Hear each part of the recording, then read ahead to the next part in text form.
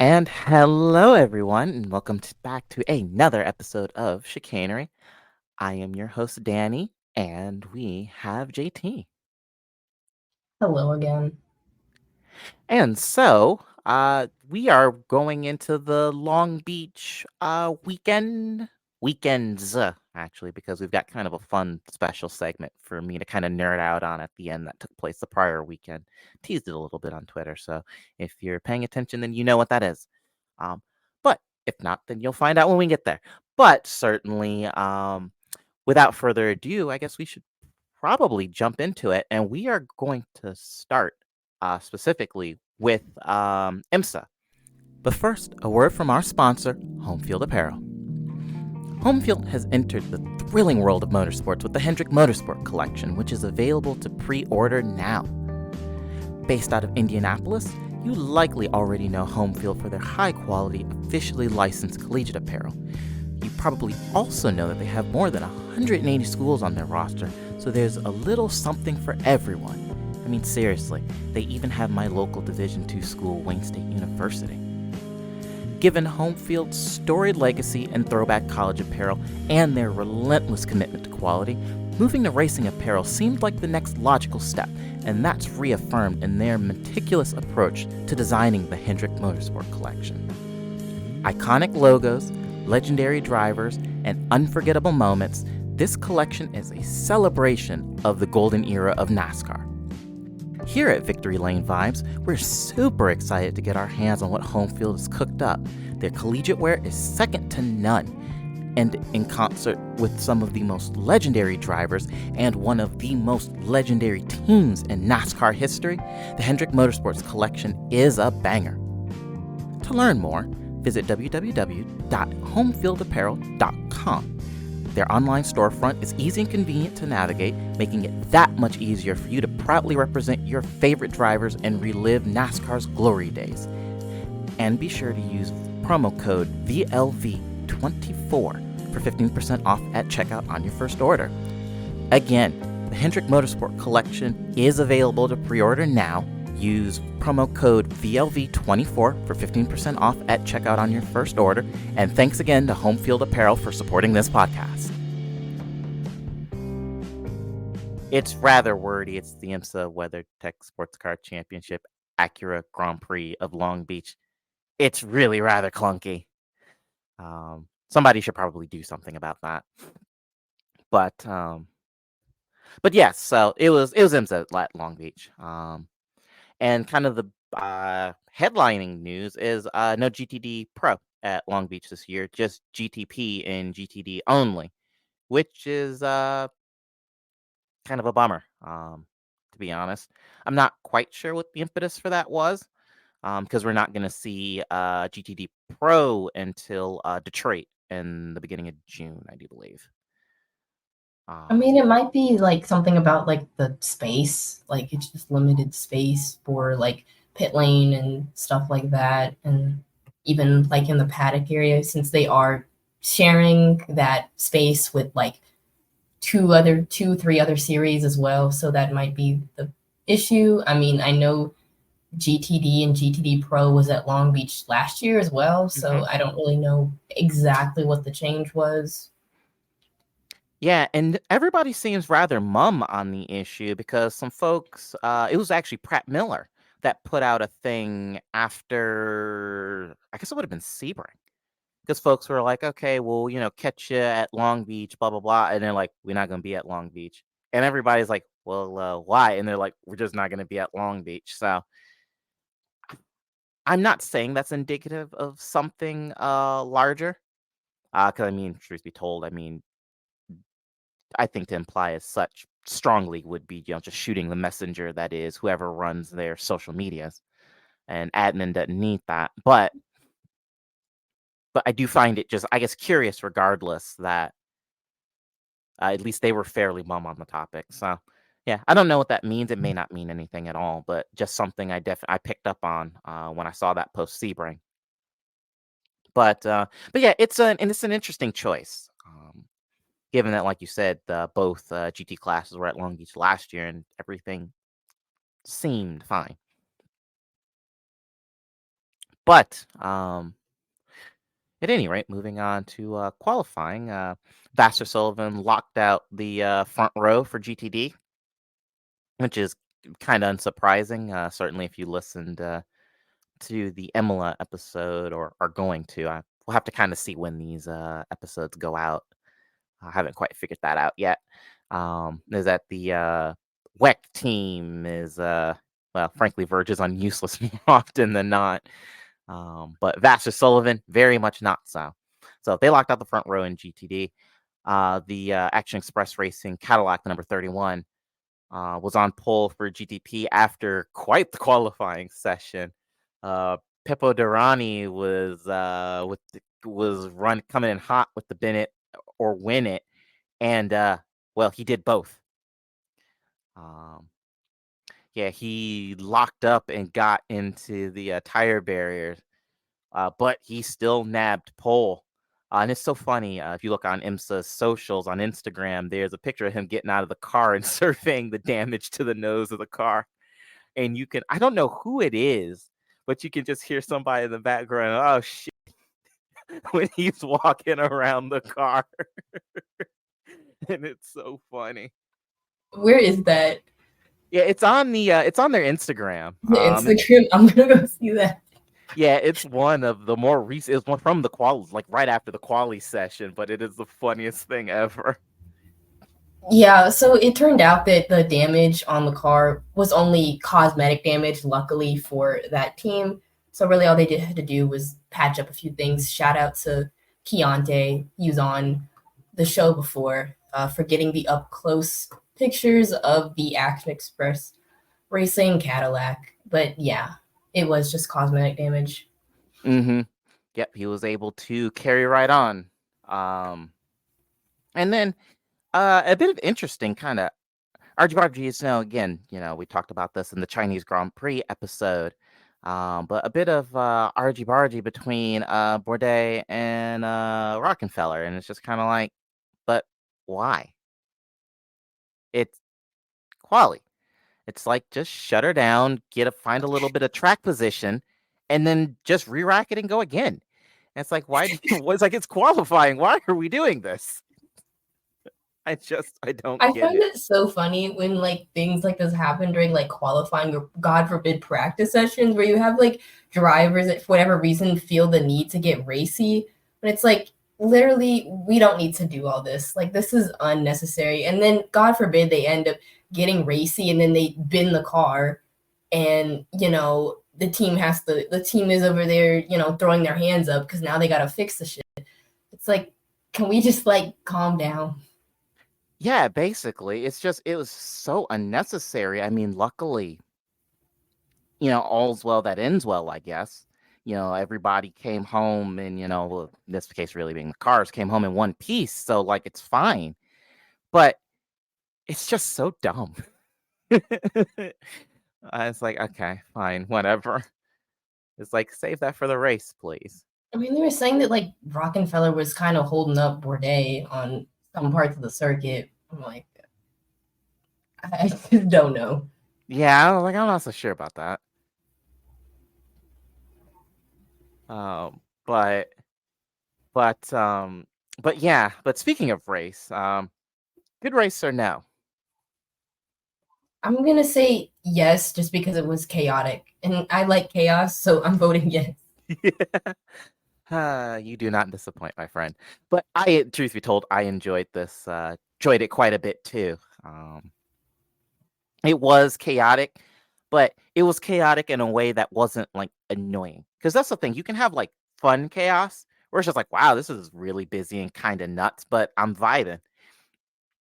And then you have that's how it feels for me. For like, because I know a lot of people were saying, oh, yeah, for the IMSA race, Long Beach, it wasn't as good as it was last year. And I guess like if you were to say, I guess racing wise, and people, keeping it in check and not being so, uncouth as they were this year, then yeah, sure, I guess I can see why you're saying it's not as good as it was last year. I mean, there were still some decent like moments. There's still some good like battles for positions and stuff like that. So like overall, I would say it was good. I mean, to your point, you're talking about, good chaos and then like bad chaos, and the point where it gets very obnoxious and I just want to turn the fucking race off. I usually don't get that kind of vibe with IMSA. I mean, usually that's what I end up feeling with IMSA's more annoying cousin, NASCAR, which, mainly super speedway races I don't really care for and honestly want to turn them off sometimes. But that's besides the point because this is not a NASCAR podcast. Yeah, they're recording right now. Yeah. Overall, I thought it was good. Yeah, overall, I enjoyed it. Yeah, I thought it was a fun race. Like I said, this was the kind of chaos where, yeah, the boys are definitely misbehaving a little bit, but it was just kind of like, oh, you playful scamps. Not, it was like, okay, get out of my sight, all of you. Which is very much how I felt about Talladega this year. But again, I know that Carl has an axe to grind on that show. He even made a slideshow, from what I understand. So you can listen to them grouch and complain about that. But yeah, so I thought it was fun. But I mean, the nonsense started basically immediately. The number 12 Vasser Sullivan Lexus got a penalty for moving out of line before the start. And that's a case of, oh, okay, dog, you had one job, and you couldn't manage that. I mean, I don't know if that was a case of like the 12, whoever was driving the 12 at the time, because I think it was both Lexuses did start like up front. I don't know if that was a case of like I don't know, he just got too like anxious and jumped the gun and was trying to, get the jump on the other dude, or, trying to like, I don't know, keep up in a way, and again got a little bit too anxious and ended up, over anticipating when he needed to, actually, when it was actually okay to move out of your line at the time. So I don't know what went on there. Yeah, it's a great question. Certainly, regardless of what it was, the Lexus took pole and did so fairly comfortably. The Lexus has the pace. I would argue that the Lexus is probably the quickest thing in the GT field at the moment. So it still feels a bit unnecessary. But I mean, I guess, even if he did only have one job, stuff happens. But we got a in hyper. Sorry, need to switch my brain from WEC. In GTP, we had a a good battle between the Porsche, the BMW, and the Cadillac for a little while. Just pretty evenly matched on pace, and just good, clean, hard racing. But then BMW'd, unfortunately. Yeah, they this is this is the third time this season in that they have categorically spectacularly boofed all three races so far this season on a strategy. So they left Yellowly out for too long after everyone pitted. I don't know if they were going for like an overcut or something. I assume that was what they were doing. Was going to try and run for an overcut. And then a yellow came out. And again, for those who are less aware, IMSA in the way it works versus, heck, even like NASCAR and Formula One, it is very different. A yellow flag is not a free pit stop. It just isn't. A yellow flag is actually the opposite. In that you do not want to be the one guy that comes in on a yellow flag cycle, because then you're completely off cycle the cars around you.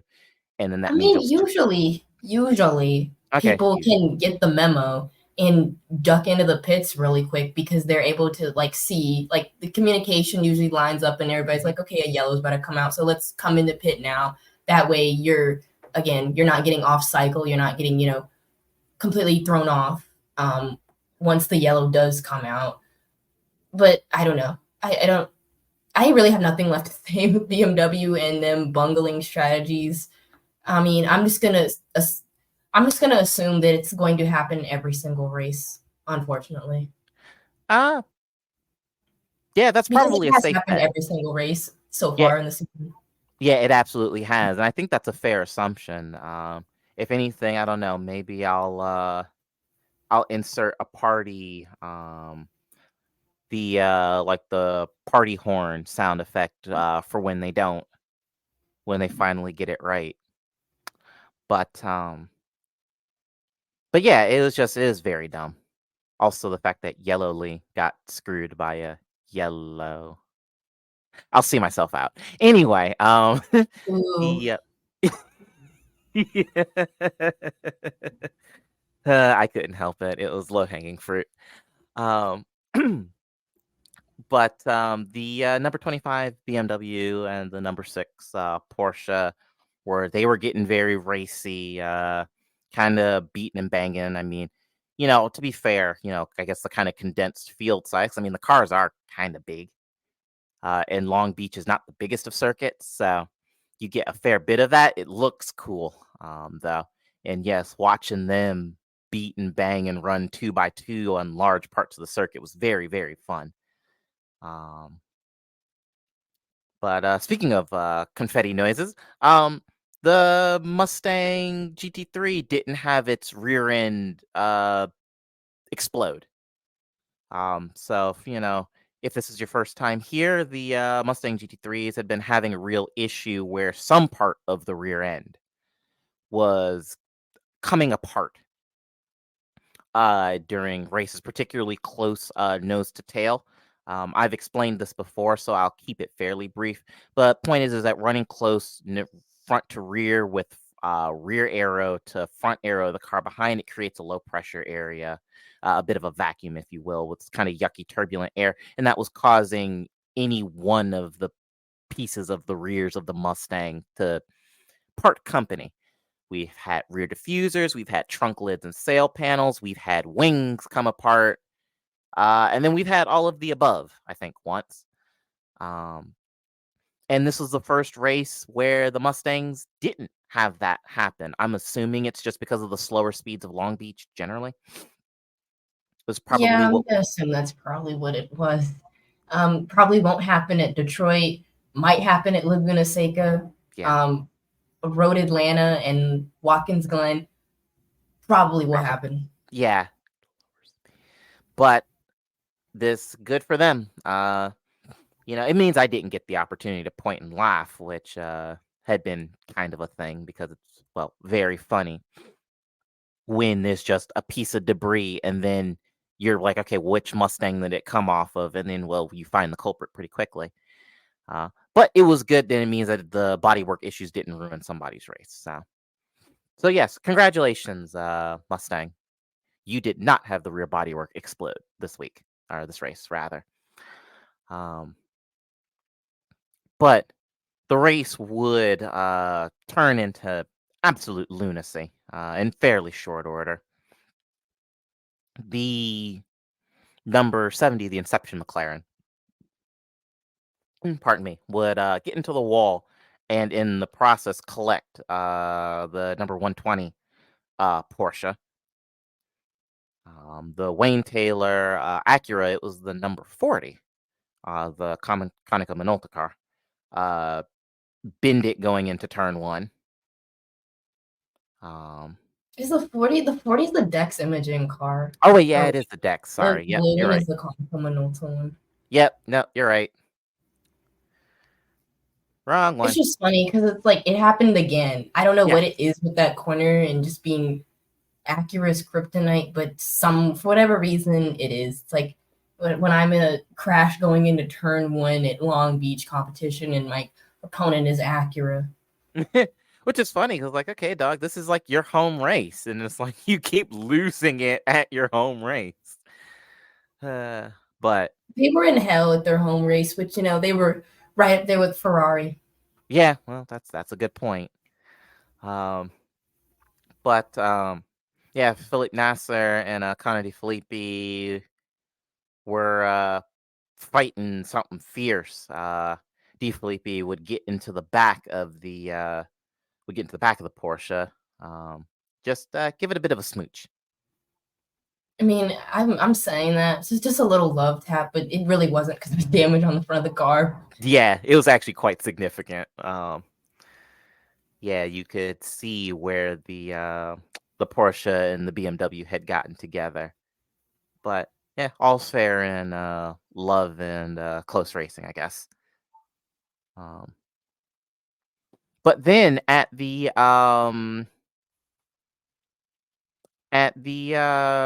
hairpin, the Porsche and a Lamborghini have a coming together, and it's very strange. So I saw the replay slow-mo because actually Instagram or IMSA, their Insta social, they're getting very good about posting up the replays like practically as they happen. Sometimes it's easier versus waiting for the broadcast to just go on Insta and watch it. But because at first I was very confused, I thought the Porsche had actually just lost it on its own for a second, and then you look closely, and then there is a Lamborghini being where it absolutely should not be. I'm not sure how, like, the whole incident was so funny. Like, to this day, I'm still laughing at it. And I literally went back and looked at a replay of it just because I wanted to see exactly what happened. And just to laugh at it again because it literally is just so funny to me. It's like, I'm not entirely sure how a Lambo GTD got, like, in the midst of the whole GTP field, but somehow it ended up there and ended up sending the Porsche, which I think it just set off a whole chain of events. And then, like, next thing you know, the hairpin was a parking lot. And I think even there were so many cars in the mix. Like, it was just some weird, like, orgy going on. But it was like a freaking BMW ended up, of course, they were involved in it, but it was not really their fault. You know, they ended up tapping another car, and then I think it was a Mercedes GTD got into the back of them and, you know, fucked up the back. It was just like all downhill from there. Yeah, and it's funny, at Long Beach, you can see that at a couple different places. The fountain and then the hairpin return before the front straight is where that tends to happen most often. So it's kind of funny and like borders on farcical every time that it does, if I'm being completely honest, when you just get these parking lots that happen as a result of some contact and somebody getting turned around. Because like I said, Long Beach in some spots is quite narrow. So it's just funny to see, honestly. But yeah, it is. It's just kind of everybody everywhere all at once. Is kind of the takeaway from that. But yeah, I would really like to understand how little Miss GTD ended up in the mix of the GTP field. But yeah, the number 5 took more damage from the incident, both front and rear damage. But it all was basically for nothing because the car ended up in the tire barriers not all that long afterwards anyway. And that basically ended the number 25. Well, it did end the number 25's day. So it's like, okay, all that work and for what? I don't know. Mr. Connor D. Filippi was being a little bit of a menace that race. Yeah, he really was. After he ran into the back of the Porsche, I'm like, all right, shut up, bro. You were doing too much. And then, Lord and behold, it ended up in the fucking wall. And I'm like, yeah, I'm not shocked that it ended up in the fucking wall. Yeah, it was. Yeah, it was basically the only outcome. So, hey ho. I literally ended up, like, and the car looked so raggedy. I'm like, it ended up being like that meme where it's like, get that thing off the road, bro. But the bit of Cadillac on Cadillac violence, because the 01 brake checked the 31 Action Express car for reasons I'm still not quite sure about. I mean, don't get me wrong; those two cars have had a bit of simmering beef post Sebring, but I don't think it was Bourdais and Derani in the car at the same time. No, it was Van der Zand and it was Aiken. So I'm like, yeah. I don't know. I don't know if it's just because Van der Zand's, that's just how he is, or if there's some beef between the two unbeknownst to the rest of us. Yeah, I was just about to say, you have that one brief incident, that like 2-second thing at Sebring, and then suddenly, okay, so what? The two garages just like hate each other now. It's like fantastic. But yeah, but I was looking and I'm like, what on earth is this? But the 01 would end up taking the win in GTP. Basically, they didn't take any tires, and it worked. So I mean, really, it was a quintessential 01 Cadillac win. You know, yeah, how it usually goes for this car, which is like either it's so quick that nobody can fucking touch it, or it just fails spectacularly. And it happened to be, you know, the first option. which good for them, because it's been a lot of the latter here lately, with the car dying at inopportune times. And unsurprisingly, a Vasser Sullivan would win in GTD. It was the number 89. So I guess, well, certainly in GTD, it went about as expected. To be fair, the GTP field is just about wide open enough that really anybody was in with a shot. Including BMW if they could get their mess together. But that appears to be an impossible task for them at the moment. So yeah, I don't know what it is with. I truly do not know what is up with BMW, but they have simply just not been able to wrap their heads around the prototype. I mean, they're pretty down packed with the GTs. It's no problem. It's smooth sailing. Everything's kosher. We know what we're doing. But the prototypes, they're the meme of the dude standing there with his hands on his hips, looking at all the wiring. Just they don't know. yeah, And it's funny too because RLL and WRT exchange data, which is like, why wouldn't they? It's like, sure. I guess it's just numbers and fancy lettering and words on a screen to them. Yeah, well, I mean, if this is RLL that we're talking about, so it's not like that's exactly super surprising. About the only RLL team that seems to be halfway decent right now is the Superbike team, and I'm not quite sure how long that's going to last. But yes, about, like I said, a fun, a chaotic race. So what happens when you then throw a bunch of Indy cars on it the following day? Well, that is the IndyCar Acura Grand Prix of Long Beach. So before we certainly get into the main event, a bit of pre-race housekeeping. So Formula 2 Championship, Theo Pourchaire is filling in for the still injured David Malukas at Arrow McLaren. As it turns out, David jacked up his hand a bit worse than we thought he did. Because he's still got like pins and stuff in his arm right now. So I know that man won't be going near a mountain bike at any point, like ever in the future after this. Which is a shame. I was actually super excited to see David in the McLaren just for him right before St. Pete to hurt himself. But but it means that Theo Pourchaire is filling in, and it means that IndyCar is doing more to advance the career of FIA ladder drivers than the FIA is at the moment. But yes.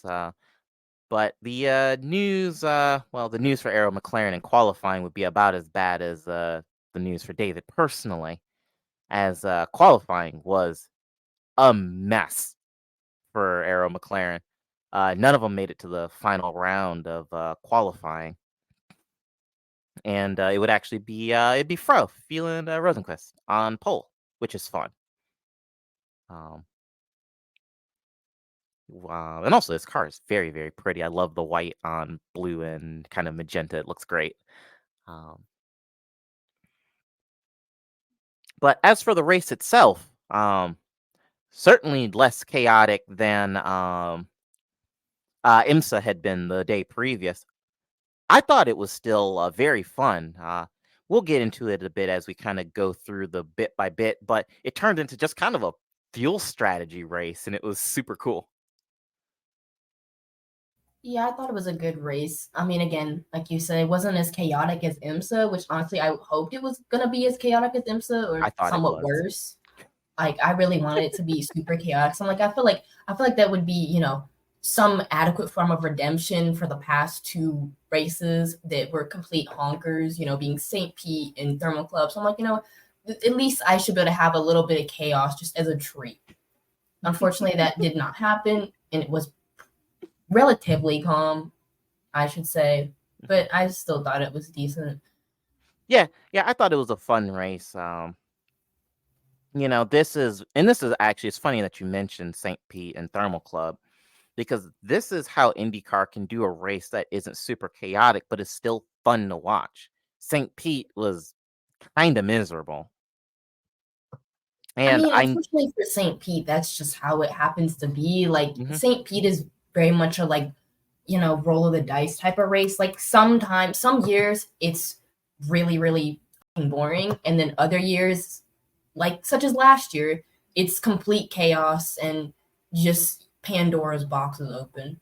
We just happen to get the roll that was complete snoozer. yeah, exactly. It was just boring, quiet. And then Thermal Club was so bad that I fell asleep during one of the heats and ended up having to go find a rebroadcast so I could get caught up for to record the episode. But yeah, like I said, this was quiet but still fun. Well, I say quiet, as if it couldn't get any worse for McLaren.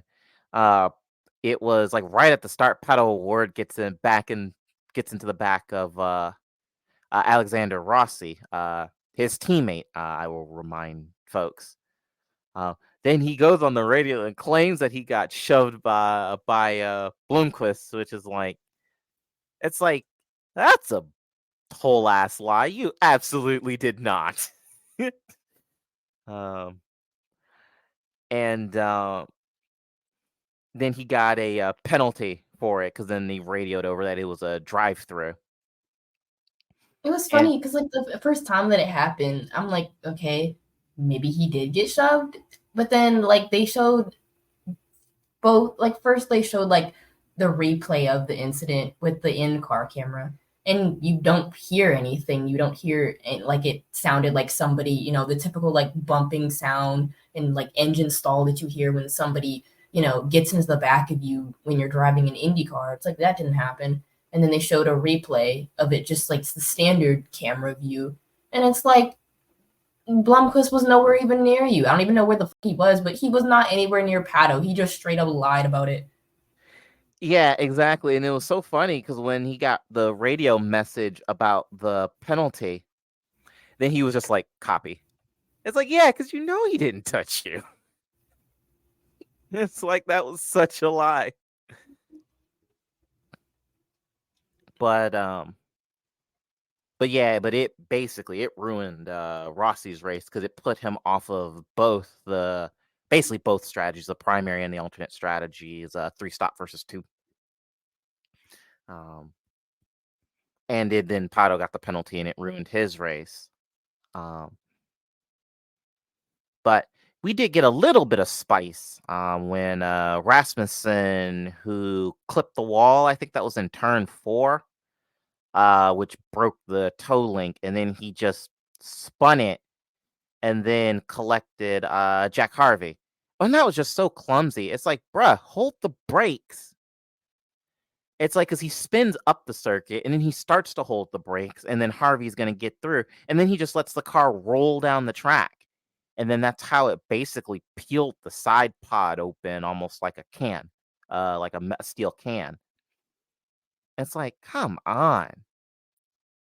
If I was race control, I would have given Rasmussen a penalty for that, if I'm being honest. I mean, it was a little bit clumsy, a little bit, amateurish, but I mean, I guess to be fair, it is one of the first few times he is racing an IndyCar. Yeah, that's fair. Relatively new to it, so I won't be too harsh. If it was somebody else, veteran, somebody been in it for a few years now, I'd be like, okay. But yeah, I guess that's fair enough, but it's just so frustrating because Jack, up until that point, was on a decent run. Yeah, it's unfortunate with Jack Harvey. I mean, the last race that I can remember him being in was kind of, the same deal, wrong place, wrong time.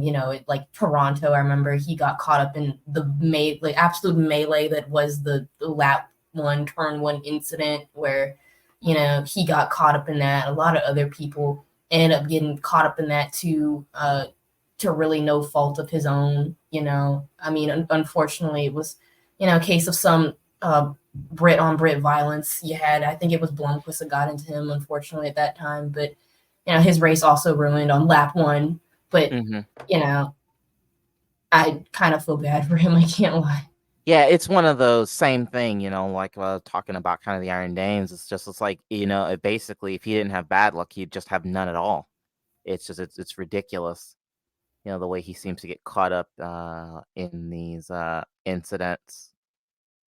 But moving on is because the result of the Rasmussen getting the wall is that it triggered the pit cycles, and this is where the alternate strategy would sort of shake out, with cars coming in the pit and then others staying out. Christian Lundgaard came in to pit, but then gets released and basically into the path of Kyle Kirkwood in the pit lane. And of course, this would be a penalty. And it was one of those things, listening to the radio message where he just says, and I'm assuming that this was synced correctly. It is worth noting that the NBC broadcasts have been having some audio issues inadvertently through the race. So it's not clear to me if it was, but assuming that was synced perfectly, his spotter going when he was being released just said car coming. It's like, what does that mean? I mean, I heard also another radio message where they were saying like right next to you or like on your left, like several times. And I don't know if that was, like you said, like that was delayed because, and they had been relaying that message way early on before he had been released, but I don't know. So I'm like, yeah, because they were like some indication. Yeah, but I'm like the timing of which I'm like he was basically they practically already run into each other by the time he's going, on your left, on your left, on your left. It's like, yeah, well, that's a whole lot of help that does now. I mean, either way, our once again favorite team back at it again. RLL, putting the double L in RLL, took 2 L's this weekend. Terrible race with the prototype BMW and IMSA the day before, and topping it off with getting a penalty with arguably one of their stronger drivers. Yeah, and then I mean, granted, I still think that Graham should go home and be a family man, but he late race he had some issues with the wheel. No, it was with fueling. It was refueling. It was the final round of stops. And he had issues refueling because he actually was in a position to have like a top 10 finish. But there was an issue with the fuel neck because you can see on the camera that's on top of the roll hoop. And the gas man having to manually open the valve because it should just work based on fuel, basically pressure in the canister. But it didn't. And it's like, oh, fantastic. But at any rate, talking about contact, I guess it was about 5 laps to the end. There was, well, I guess to set the stage a little bit first, like I said, it was a fuel mileage race is what it turned into. You had primary, alternate strategy. Primary was a 3-stop. Basically, yeah, you go balls out, but you have to stop 3 times. And then you had the folks who tried to 2-stop, and that was the likes of like Will Power, Scott Dixon, particularly, who were, basically having to conserve actually quite aggressively to make the fuel number. And so you had kind of a mixing of strategy. The point being is that Scott Dixon, I mean, working to make the number rather. He had Joseph Newgarden and Colton Herta and somebody else. I think it was Alex Pla, all working and basically catching him very, very quickly. And then into the fountain, there was some contact. Now, of course, Newgarden says that he, Herta ran him over. Herta says that, oh, he stopped in the middle of the corner. You mean, it's a typical racing driver nonsense. But Newgarden was in such a tizzy. And I mean, and it's worth noting that Newgarden really is kind of like the IndyCar version of like Ryan Blaney. That man gets so angry when he's in the car. I mean, just like indescribably angry at like the smallest things. I don't think he's quite as bad as Blaney is. No, he's not. I honestly, to be fair, I don't really listen to like the IndyCar radios, but I don't think he's as bad as Blaney. Because I mean, Blaney will like straight up just. There was one race where he was just going off. Like he just said, like, get these fuckers out of my way. And it was very funny. Yeah. But I'm like, okay. Like he was just mad. And I'm like, I kind of could understand it, but at the same time, I'm like, damn, bro. Yeah, like I said, I don't think he's quite as bad, but certainly Newgarden can get a bit heated when he's in the car. And he was it's like, a little bit, honestly, like, it's a little bit scary too, because like, for one, I don't really expect him to be the kind of dude that gets like super mad. And he's like big as fuck too. So it's like, he's like, it's just scary. Yeah. Yeah, actually, that's a good point. Newgarden is like, he's jacked. And it's like, good Lord. A fine specimen of a human. But yeah, because he was like, okay, well, that's how they want to race. I mean, yeah, he was just going off on the radio. About this thing, basically everybody was like, this was a racing incident. I personally just think it was a racing incident. Newgarden was having a hard time trying to get around Dixon. Herta was in clean air, and it seems like he was just braking a bit later than Newgarden was into that section, and they just got into each other. Like, it happens, but Newgarden. Yeah, put it in the words of young Charles Leclerc, just a small incident. Yeah, exactly. It's like, okay, whatever. But the part of why Newgarden was so mad was because the contact, basically the gearbox hangs off the back of the car, and so it means that if there's any front to rear contact, the first thing that you're going to hit is the gearbox. And well, funny enough, those sort of jolts, transmissions, generally speaking, don't really like that very much. And so it triggered the anti-stall. And so Newgarden lost a bunch of positions as a result. He went for potentially fighting for the win to, where did he finish? P4, P5? When it was all said and done. So he was, the big angry after this incident. But Scott Dixon wins, and I mean, just a masterclass of a drive. It's just crazy because he was a part of the two stoppers, and it's worth noting that Will Power did the exact same thing. Will finished somewhere in around, I can't remember, I think it was like P6 or something. Their pit strategies were the same, but Scott finished like 15 seconds up the road from Will on an identical strategy. And the fact that, because towards the end, Scott was using a lot of push to pass, still had enough pace to keep ahead, and still, I mean, he had enough fuel to do burnouts and stuff at the end of the race. Like, that's mad how much Scott was able to conserve yet make pace. I think that there's a very real discussion to be had for, certainly the GOAT of like modern IndyCar is Scott Dixon, honestly, because it's this kind of drive that's just like, holy crap. It honestly almost beggars belief the way that he was able to save that much fuel yet keep that good pace. I mean, honestly, a certain point of the race, I was like, yeah, Scott Dixon is gonna win this. Like, as soon, like, he always somehow manages to like teleport, astral project, whatever, up into like 5th place when it's like actually getting down to the race concluding. And I'm like, I don't understand how this ends up happening every single time. Like, every single time, like, if he's not involved in some like on track incident, he will find a way to be in like the top 5 whenever the race is starting to like finish out. I'm like, I don't know. It's just, I hope he donates his brain to science, though, when he dies. Honestly, yes. Yeah, it's crazy. And just for another silly stat, is that Scott Dixon has won at least one race a year for now 20 years. The last time that he went completely winless was 2003. That is bananas.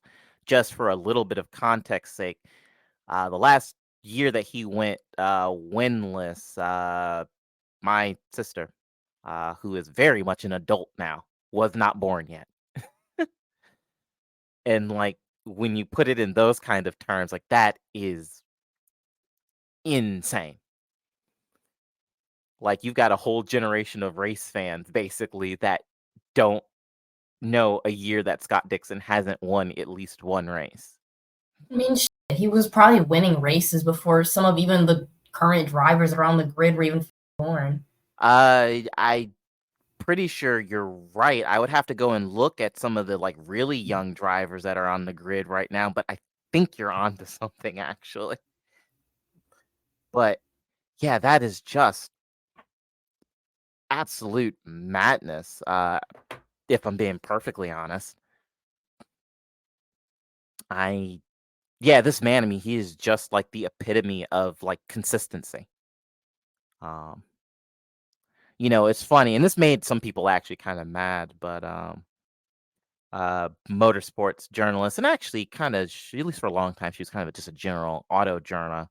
Elizabeth Blackstock, she had tweeted that Scott Dixon is the race driver that everybody swears Fernando Alonso is. Well, first of all, oof to Fernando, but she's not wrong.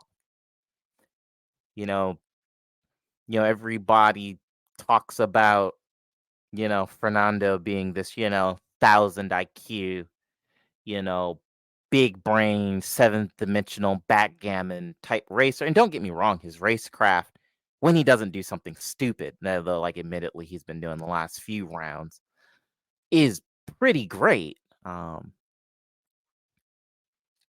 But I have never personally thought that he has been like that spectacular. I've never really understood the Fernando hype personally. But like Scott Dixon is that guy. Absolutely, unquestionably. Yeah, I mean, it's so interesting just to see like how much like racing talent comes out of the tiny country that is New Zealand. Like it's just so funny. It's like I don't know what's in the water there, but it produces good racing drivers somehow. Yeah, and constantly. It's crazy. Like if there was ever to be like an Olympics of racing, I mean, it's like everybody might as well go home. Like New Zealand is by far blowing everybody out of the water. Yeah, unquestionably. Yeah, they should do that. They should add motorsports as Olympic sport. I mean, I know we had IROC for a little bit, but that really wasn't quite the same. They have that one like the World of Champions or something. Yeah. Oh, yeah, I'd forgotten about that. Alrighty, International Olympic Committee, get on it. It's like make a street course in Paris. Ooh, I mean, it's funny because you had some like American racing fans, mainly NASCAR fans, naively thinking that America would actually do well when it came to like performing in motorsports on like an international level. It's like no. Now, don't get me wrong. This country has produced some great drivers, but certainly, just broadly speaking, the depth of talent is so much higher internationally than it is here. But and speaking of which, actually, literally case in point, Theo Pourchaire, which literally got thrown into the deep end on the Friday, and then he got the biggest mover award because he qualified. It was only like P18 or something, and he picked up some spots.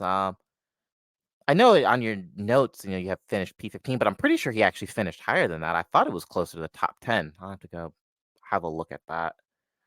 I have no idea, but I feel like he might end up being back in IndyCar at some point, just because, like, I mean, he seemed to like really like it. Like when I interviewed him, like post race, he was like smiling and very happy. Yeah, absolutely. And it was so funny, one of his radio messages, because they were asking him, how is the car? This was about midway through the race, and he was like, a little corner entry oversteer, but it's okay. That was his response. And I'm like, yeah, and that's a handling trait that can give even some of the experienced vets fits and starts. And he was just like, no, it's good. Yeah, P11 is where Pourchaire ended up finishing when it was all said and done, which is, again, for, basically an IndyCar debutant, that is very impressive. And, Kudos there's, to yeah, absolutely. And especially given that it sounds like David is going to continue to be out for the foreseeable future, I could see them drafting in Pourchaire at for Barber, which is at the time of this recording, next week. So unless they have Callum do it, since there's no, because I know they had Theo fill in for this weekend because of the conflict between Weck being at Imola and Callum was fulfilling duties there and couldn't fill in for Malukas here. So maybe it might be either one of them. yeah, we'll have to see. But it proves a thing that we've kind of always known, and that is that a lot of these, I sound like I'm, a million years old, but a lot of these, kiddos and, who are in F2, they are fabulous drivers. But the current driver structure in F1, frankly, I think is so irrevocably broken at the moment that they're just not getting the shots that they deserve. Like I said, IndyCar has done more for a lot of these guys than the FIA has in getting them in seats and racing. So no, absolute heck of a race for Porsche. But moving on from IndyCar, now for something kind of special. And this is, I'm going to monologue a little bit, and my wonderful co-host is going to listen. She was absolutely wonderful and let me tack this on at the end because I kind of want it to. But this is not really her bag. But as a part of the Long Beach festivities, it was also Formula Drift at Long Beach. And Long Beach is the season opener for Formula Drift. It has been for a very long time. And I kind of just wanted to spend, I don't know, 5 minutes, 10 minutes, just kind of having a quick run through of the event. I don't think we're going to do this every round. I think I'm just going to do Long Beach, obviously, Road Atlanta, and probably Irwindale. It depends. If New Jersey is good, then maybe. But New Jersey can be kind of hit and miss. Not going to bother with like St. Louis or OSW or any of those. It's like whatever. Yeah, so this is the first event on the FD US calendar. Coming into the year, we had some driver shuffles. Chelsea Denofa announced kind of a shock retirement late last year and ended up tying up the championship. And Ben Hobson is effectively replacing him. Also, our Adam LZ has left the Ford RTR program. He's back kind of doing his own thing. I wonder if those two things are potentially related. Certainly not really hearing a whole lot, but I don't think it's a coincidence that two Ford drivers have left the Ford program. So I don't know. Travis Reeder, just due to some scheduling and frankly, FD is kind of expensive and time consuming. So as a result of all those, he's not running this year, but he's looking to be back in 2025.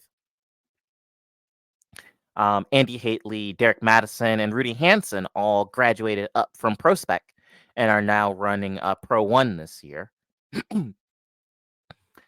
And to sort of round out the new additions, Hiroya Minowa has joined FD USA this year. He's only 14 and he is absolutely insane. But he won round one at Suzuka Twin in Formula Drift Japan last year at the ripe old age of 13 years old, which is crazy. These kids make me wonder. I apparently just wasted my my youth and my teenage years, obviously, seeing these guys go and tear it up. But moving on to the race weekend, it was clear, dry, and warm, typical Long Beach weekend. until James Deane decided to send smoke signals with his Mustang. I think an oil line ruptured, if I remember correctly, and then, of course, it sprays all over the hot block and exhaust, and it causes a fire, and basically his car burned to the ground during practice. And his team had to run basically all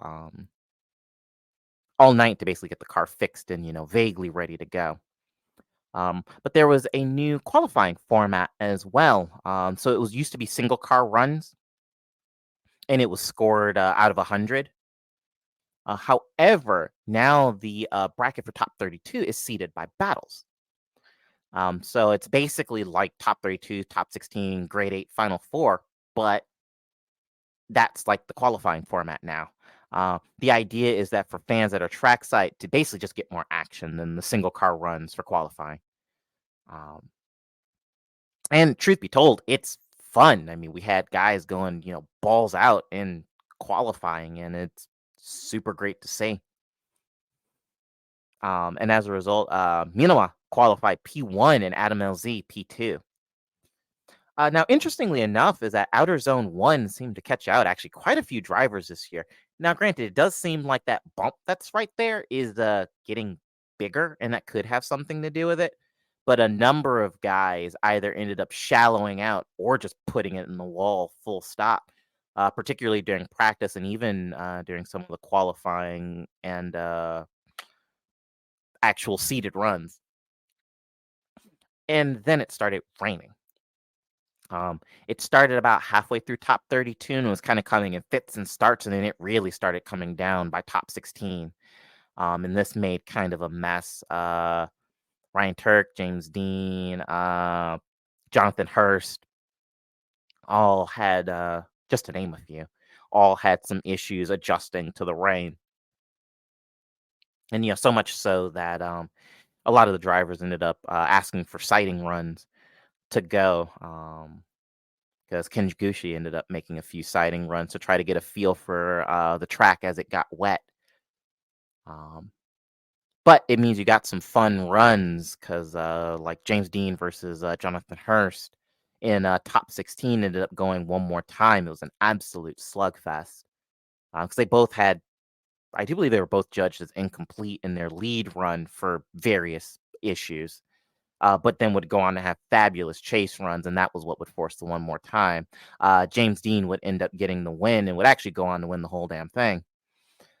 Which feels like kind of a Cinderella story after the fire that he had that burned up the car in practice. Simon Olsen would take second place, and Odibachis would round out P3. So kind of a cool mix. Then, there were some car issues because Ryan Turk had some kind of odd mechanical failure, as did Rome Charpentier, and then actually Matt Field as well. All had mechanical issues on their runs. And Matt Field was very odd, literally rolled up to the line and were ready to send them, and then the car broke. I know he had some issues with an engine because he ended up having to build a new engine before top 32. Don't remember what the cause of this failure was, but yeah, it was unusually a rain affected Long Beach, which I can't remember the last time that that's happened, but still a fun event, and kind of a cool way to kick off the season. So, like I said, don't know quite how often I'm going to be doing these, because this is very, very much a me thing. So, I don't know. Maybe if for whatever reason I run solo and it's FD weekend, maybe I'll throw it in there. But otherwise, we'll kind of play it by ear and see how much I feel like incorporating these. But given the Long Beach weekend and how much I love drifting, it felt almost like a disservice to not run it. But with that, that has been the Long Beach roundup. A lot of stuff, a lot of good action, a lot of good racing. But with that, thank you so much for listening. We have been your hosts, Danny and JT, and this has been an episode of Chicanery. Until next time, everybody.